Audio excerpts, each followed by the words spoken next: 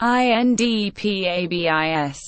Instituto de Defensa. Institute for Defense of People in the Access to Goods and Services, is Venezuela's consumer protection agency. It is under the control of the Ministry of Commerce.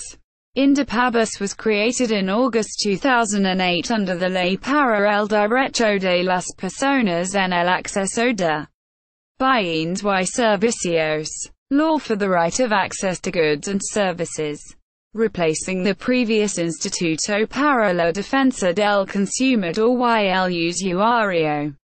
Indecu. INDEPABIS president until February 2010 was then Trade Minister Eduardo Samán, after arrest of current President Trino Martinéz, because of large sum of money and firearms found in his car.